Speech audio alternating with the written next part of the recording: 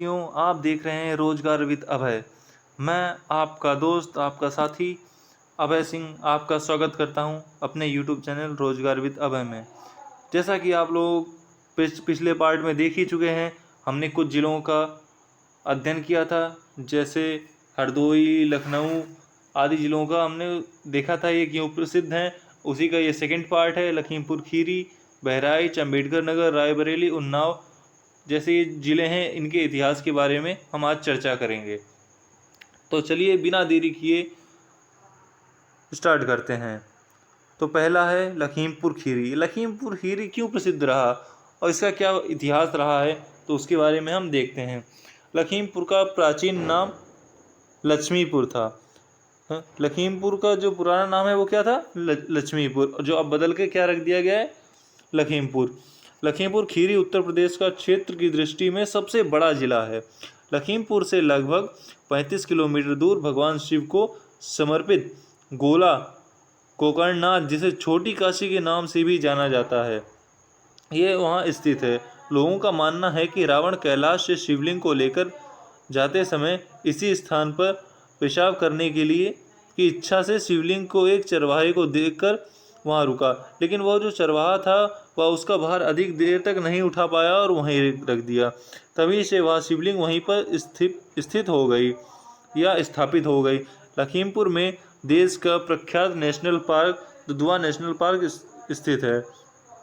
यह पार्क विभिन्न प्रकार की दुर्लभ एवं लुप्त प्राय प्रजातियां जैसे बाघ, तेंदुआ, सैम्प, डियर आदि के लिए एक घर है।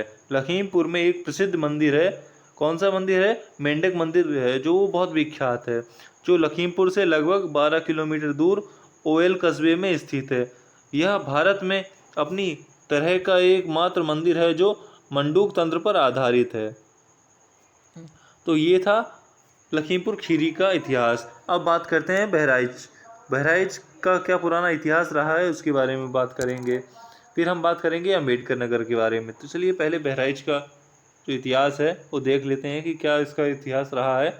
तो बहराइच सृष्टि के रचयिता भगवान ब्रह्मा की राजधानी था। तो बहराइच किसकी राजधानी था? ब्रह्मा जी की राजधानी था। ब्रह्माइच का अपभ्रंश है बहराइच।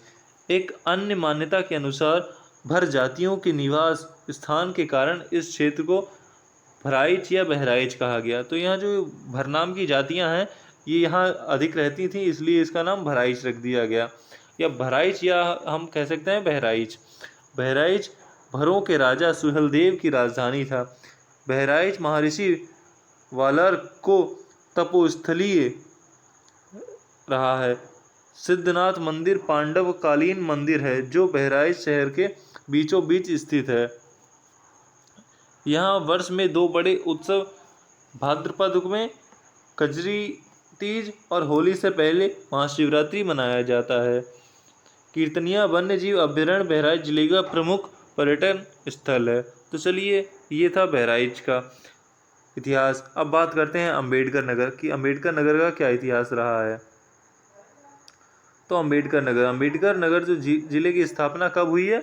29 सितंबर 1995 को अम्बेडकर नगर जिले की स्थापना हुई। अम्बेडकर नगर का नाम संविधान निर्माता डॉक्टर भीमराव अम्बेडकर के नाम पर रखा गया। अम्बेडकर नगर तमसा नदी के किनारे बसा है। तो अगर पूछा जाए कि अम्बेडकर नगर किस नदी के किनारे बसा है, तो किस नदी के किनारे बसा है? तमसा नदी के किनारे बसा है। अम्बेडकर नगर जिला श्रवण कुमार का घर है। ये माना जाता है कि जो अम्बेडकर नगर जिला है वो श्रवण कुमार जो हुए हैं उनका घर माना जाता है। किंवदंती है कि श्रवण कुमार राजा दशरथ के द्वारा श्रवण क्षेत्र में तीर के द्वारा त्रुटिवश मारे गए थे। यह स्थान तमसा व बिसुई नदी के संगम पर स्थित है। घाघरा नदी के तट पर जिले के आसपास के पर्यटन स्थलों के लिए बहुत लोकप्रिय है। अम्बेडकर नगर में शिव बाबा धाम, जो कि अकबरपुर मुख्यालय से 6 किलोमीटर दूर, तो जो शिव बाबा धाम है वो अकबरपुर मुख्यालय से कितने दूर है? 6 किलोमीटर दूर। और कहाँ पे है? फैजाबाद गोसाईगंज मार्ग पर स्थित है। वह बाबा दामरदास स्थल यहाँ के प्रमुख पर्यटक स्थल हैं। शहजादपुर अकबरपुर में डॉक्टर राम मनोहर लोहिया जी का जन्म कब हुआ था? 23 मार्च 1910 को हुआ था। तो ये था अंबेडकर नगर का इतिहास। अब बात करते हैं रायबरेली के इतिहास के बारे में कि रायबरेली का क्या इतिहास रहा है। रायबरेली जनपद का गठन 1858 में अंग्रेजों द्वारा किया गया था। मान्यता है कि इसकी स्थापना वर्षवंश ने की थी तथा यह भरौली अथवा बरौली के नाम से जाना जाता है, जो कि वर्तमान में रायबरेली हो गया है। पहले इसे बरौली कहा जाता था जो और बदल के इस समय इसका नाम रायबरेली कर दिया गया है। 8 अगस्त 1942 को भारत छोड़ो आंदोलन की शुरुआत हुई थी और जिला किसी भी स्थान के लोगों से पीछे नहीं था। जब इस आंदोलन की क्या नाम स्टार्टिंग हुई, शुरुआत हुई थी और ये जिला था, ये पीछे नहीं था और इसने भारत छोड़ो आंदोलन में बढ़ चढ़कर हिस्सा लिया था। रायबरेली के आकर्षण स्थल में से डलमऊ जो है वो एक प्रसिद्ध है। डलमऊ घाट पर रोजाना सैकड़ों पर्यटक गंगा में स्नान करने आते हैं। इसी घाट के पास डलमऊ का किला भी है। ऐसा कहा जाता है कि इसी किले के नीचे बैठकर सूर्यकांत त्रिपाठी निराला, जो कि एक जैसे कवि हुए हैं या कवि कह सकते हैं या लेखक कह सकते हैं, लेकिन कवि कहना ही अच्छा होगा क्योंकि इन्होंने अपनी काफ़ी कविताएं लिखी हैं। तो इन्होंने अपनी काफ़ी कविताएं लिखी।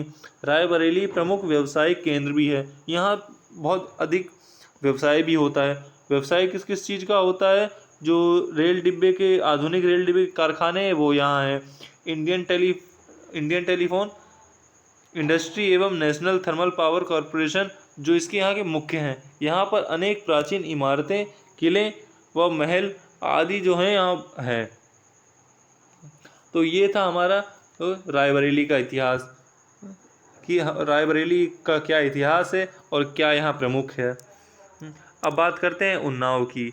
जो ये उन्नाव है, उन्नाव का साहित्य में भी बहुत बड़ा योगदान रहा है। जो उन्नाव जिला है, यहाँ के जो साहित्यकार हुए हैं, इन्होंने अपने हिंदी साहित्य में भी बहुत बड़ा योगदान दिया है। तो कौन कौन लोग हुए हैं जिन्होंने योगदान दिया है उसकी बात हम आगे करेंगे। पहले इसके बारे में हम चर्चा कर लेते हैं। उन्नाव का इतिहास लगभग 1200 वर्षों से भी अधिक प्राचीन है। गंगा और सई नदी के बीच में स्थित प्राचीन काल से ही उन्नाव इतिहास के पन्नों में बना हुआ है। देश के स्वतंत्रता संग्राम में एक प्रमुख भूमिका निभाने वाले चंद्रशेखर आज़ाद के साथ साथ देश के लिए अपना जीवन बलिदान करने वाले कई बहादुर व्यक्ति यहाँ पैदा हुए। उनमें लोकप्रिय हैं राजा राम बख्श सिंह, राम बेनी माधव, मौलाना असरत मोहानी, विशंबर दयाल त्रिपाठी, बरजोर सिंह, देवी बख्श सिंह आदि। उन्नाव जिले के साहित्य के क्षेत्र में भी गौरवशाली इतिहास रहा है। जैसा कि मैंने बताया था कि जो उन्नाव जिला है उसके साहित्य में भी बहुत गौरवशाली इतिहास रहा है और कौन कौन लोग हुए हैं जिन्होंने अपना योगदान दिया है। तो कौन कौन है? जो शुक्ल जी हैं वो हुए हैं, प्रताप नारायण मिश्र हैं, सूर्यकांत त्रिपाठी निराला हैं, मौलाना हसरत मोहनी हैं, नंद दुलारे वाजपेयी, सुमित्रा कुमारी सिन्हा, चंद्र भूषण त्रिवेदी, डॉक्टर रामविलास शर्मा, मंगल सिंह, जो आदि इनके प्रमुख नाम हैं। इन्होंने अपना हिंदी साहित्य में भी योगदान दिया है। तो ये थे आपके कुछ ज़िले जिनके बारे में हमने चर्चा की है। वैसे तो आपको अगर इनके बारे में पढ़ेंगे तो बहुत लंबा इतिहास मिलेगा, लेकिन हमने लंबे इतिहास को एक शॉर्ट्स उसमें वो कर दिया है ताकि आपको पढ़ने में आराम रहे। तो चलिए इसी के साथ अलविदा लेते हैं, मिलते हैं नेक्स्ट पार्ट में।